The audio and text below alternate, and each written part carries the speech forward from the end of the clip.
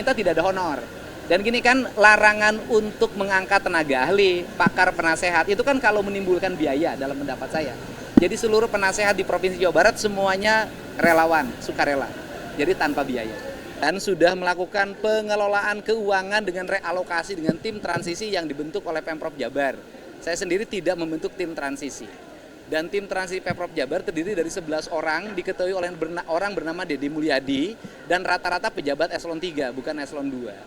Dari penghitungan pembiayaan anggaran, kami mendapatkan mata anggaran yang dirubah dari belanja tidak penting menjadi belanja penting itu, dari belanja hura-hura menjadi belanja yang bermanfaat, itu per tadi malam itu bisa mencapai 5,5 triliun.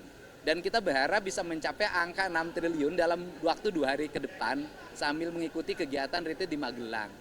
Dari anggaran tersebut, kami akan merubahnya menjadi apa? Satu, belanja ruang kelas baru sekolah SMA di Jawa Barat dari angka 60 miliar kami rubah menjadi 1,2 triliun. Yaitu membangun 3.333 ruang kelas baru, membangun sekolah baru. Kemudian juga kita ingin juga membebaskan tanah-tanah untuk pembangunan sekolah di Jawa Barat dalam 2 tahun ke depan. Karena kebutuhan masyarakat Jawa Barat untuk sekolah, ruang kelasnya disiapkan oleh pemerintah provinsi 4,2 triliun. Dan itu akan kami capai dalam waktu 2 tahun, 2026 dan 2027.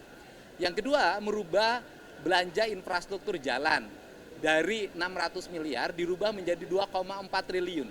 Karena tidak mungkin investasi berkembang kalau infrastrukturnya tidak memadai. Kemudian juga kami merubah belanja listrik untuk warga miskin, yaitu membuat satuan sambungan untuk warga miskin karena Jawa Barat hampir 200.000 rakyatnya tidak punya listrik. Anggarannya dari 20 miliar kami rubah menjadi 350 miliar. Kemudian kami ingin menyelesaikan kemiskinan dengan merenovasi rumah warga miskin dengan angka 40 sampai 50 juta per unit rumah. Maka angka belanjanya dari 20 miliar berubah menjadi insyaallah mencapai 120 miliar.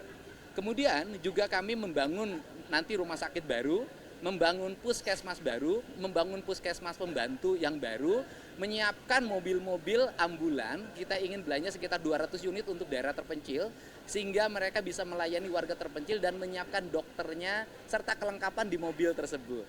Nah, seluruh rangkaian ini adalah bagian dari kinerja pemerintah Provinsi Jawa Barat untuk didorong agar masyarakat Jawa Barat memiliki ketahanan pangan yang cukup, memiliki pendidikan yang cukup, memiliki jaminan kesehatan yang cukup, dan kemudian juga memiliki pendidikan yang cukup. Dan yang paling utama kami juga membaca fenomena tentang oknum ormas mengganggu investasi. Kami menyiapkan pembiayaan untuk melindungi para pengusaha, untuk menyiapkan biaya keamanan dengan istilah operasi Jabar Manunggal, yaitu mendorong perusahaan-perusahaan untuk kami dampingi agar tidak terganggu oleh oknum-oknum ormas, dari mulai pembebasan tanah, minta jatah ketika pembangunan, minta jatah ketika rekrutmen tenaga kerja melalui percalonan tenaga kerja, minta jatah produksi limbah ketika perusahaan berproduksi, dan itu selalu menjadi konflik di kawasan industri di Jawa Barat.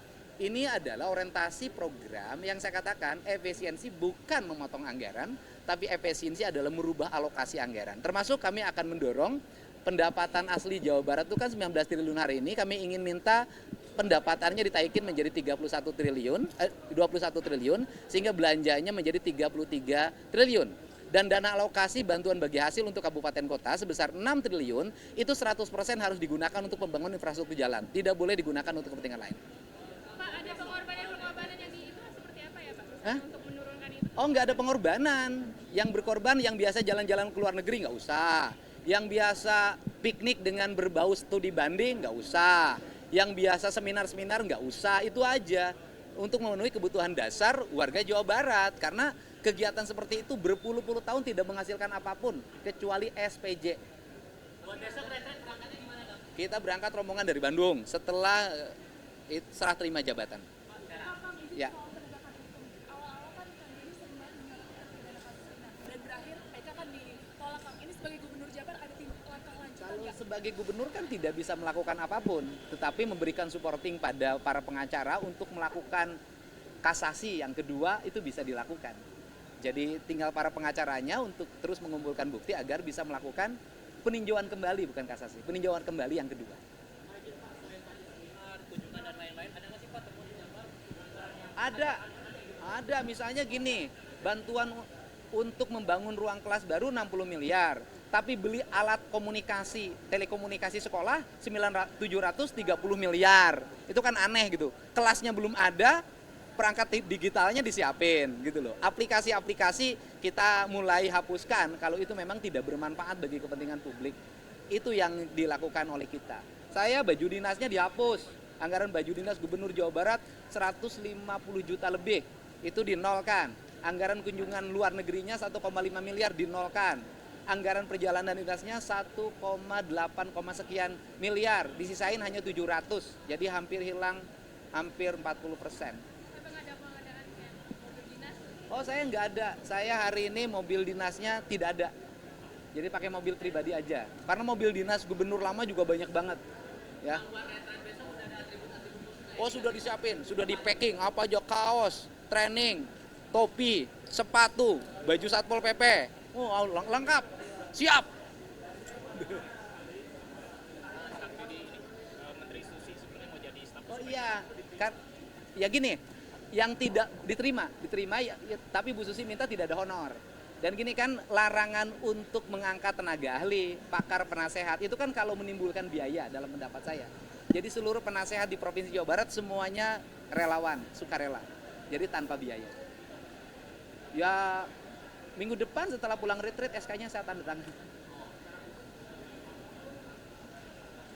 Ya arahannya adalah agar Jawa Barat terkoneksi pembangunannya, pembangunan berwawasan lingkungannya semakin kuat karena kita juga ingin bangun PLTS, pembangkit listrik tenaga sampah di seluruh wilayah di Jawa Barat. Dan kemudian ini yang paling penting, hari ini saya mengeluarkan perintah untuk melakukan nonaktif pada kepala sekolah di salah satu kepala sekolah di Depok.